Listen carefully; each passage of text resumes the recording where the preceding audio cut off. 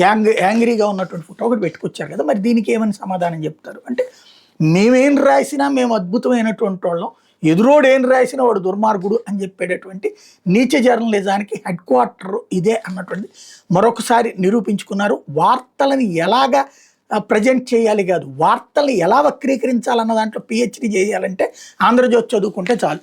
లేకపోతే ఇక స్వచ్ఛ గోదావరి అంటూ మిషన్ గోదావరి క్లీన్ ప్రాజెక్ట్ కేంద్ర మద్దతు, నదీ కాలుష్యంపై అధ్యయనానికి కేంద్ర బృందం, నమామి గంగే తరహాలో గోదావరి ప్రక్షాళన, పుష్కరాల నాటికి నదిని శుద్ధి చేస్తాం, మధ్యప్రదేశ్ నుంచి ఏపీకి 50 అడవి దొన్నలు, తీరంలో గ్రేట్ గ్రీన్ వాల్క్ కేంద్ర సహకారం, డిప్యూటీ సీఎం పవన్ కళ్యాణ్ వెల్లడి, ఢిల్లీలో కేంద్ర మంత్రులు భూపేంద్ర యాదవ్, సిఆర్ పాటిల్, శివరాజ్ సింగ్ చౌహాన్తో భేటీ, 1 విబిజీ రామ్జీకి ఏపీ నుంచి శ్రీకారం చౌహాన్, ఏపీ ప్రగతిశీల రాష్ట్రం వంటి ప్రశంస అన్నటువంటిది హైలైట్ చేశారు. లేకపోతే సాయం కాదు భాగస్వామ్యం కావాలి, పరస్పర విశ్వాసం పారదర్శకత పెంపొందించడంపై దృష్టి పెట్టాలి, దేశాల మధ్య పరస్పర గౌరవం ఉండాలి, కొందరు స్వప్రయోజనాల కోసం వాణిజ్యం టెక్నాలజీ దుర్వినియోగం, దాంతో దేశాల మధ్య విశ్వాసలోపం, దాన్ని పునరుద్ధరించడంపైనే భవిష్యత్తు. ఫ్రాన్స్లో జరుగుతున్న G7 సదస్సులో ప్రధాని మోడీ నేడు ట్రంప్తో భేటీ, వాణిజ్య ఒప్పందం పశ్చిమాసియా అంశాలపై చర్చించే అవకాశం అన్నటువంటిది హైలైట్ చేశారు.